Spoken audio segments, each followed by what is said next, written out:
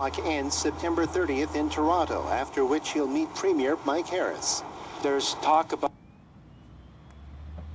and having an audience with him. Marcelo and the whole step-by-step team know he can do the same through the reception as you go from border to border. In response, the organ donation rate by 2005.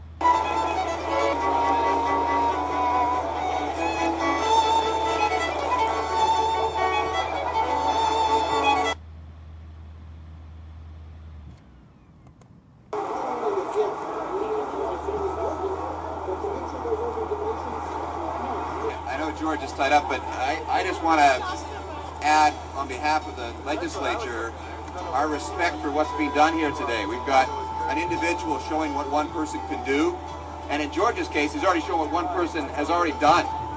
I mean, George has worn out more pairs of shoes than most of us will wear in a lifetime, and I think in the most genuine way possible, one person is going to put that fact step by step all the way around Canada. And I'm very, very proud to have George as a member of our riding, somebody who's already done what he's done, and just as a real, decent human being. He's not glorifying himself. He's not making himself out to be a hero. He's not saying he's perfect. He's just saying this is something that needs to be done, and he's the guy that's going to do it. And I think it's an appropriate thing that he's here at the legislature to get some respect from the people that really need to see this done. We've been flummoxed how to get organ donations to take place, and here's one guy with the support from a lot of people, we hope, around the province who's going to show us how it does get done. We bring you the story of George Marcello's journey across Canada. For the last 250 days, George has been on the road telling Canadians about the shortage of organ donations and the vital need for a national donor registry. Actually, today is day 252. When you're sorting in the neighborhood. Yes, it is. Yeah. You know, as Mr. Rock has mentioned, he's been following my campaign, and you know, he was hearing what I was saying. Of a donated organ, whose life was renewed as a result, and has been spending the last few months walking across the country, carrying a torch, talking to families and Canadians along the way, bringing home the point that we should all be aware of the importance of organ donation. George Marcello, congratulations and thank you for what you've done. It's 10:15 here in our studio in Vatican City. I'm Laura Angela Bagneto. I'm sitting next to a man who has crossed one of the world's longest land masses on foot. Before I introduce him, let me give some background to his Herculean effort. Thanks, George, and good morning, everybody. I'm involved because I care. I want to hold it there. As you could see, we also got the Prime Minister's support, Chrétien at that time. That was Alan Rock, the health minister. And they created a national campaign and put $25 million into it. And it was like a rerun. I went through the same thing with them.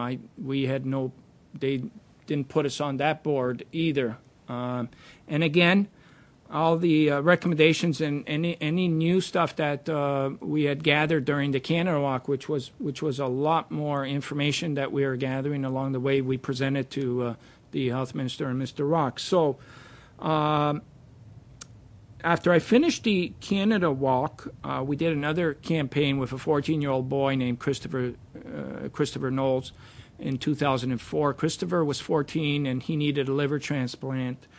And the torch that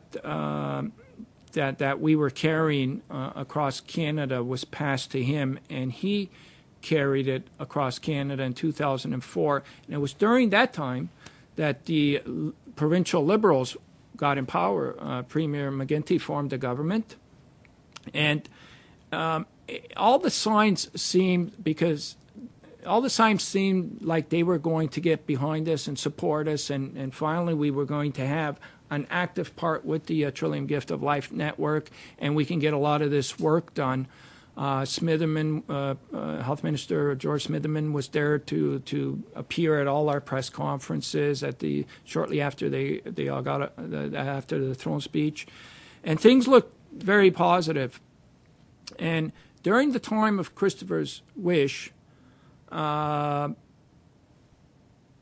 it turned out, to be blunt, was just a set of photo ops that the minister was appearing with Christopher.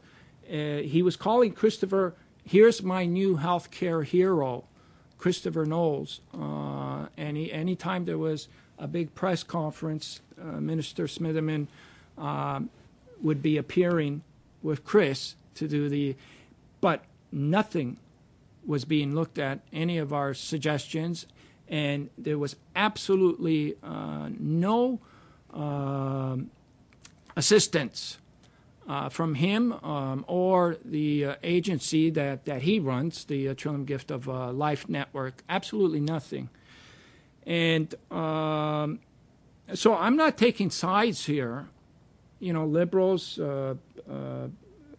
conservatives. I'm not taking sides here. Today, I'm looking for answers, and I'm also asking, why have we continuously been rejected?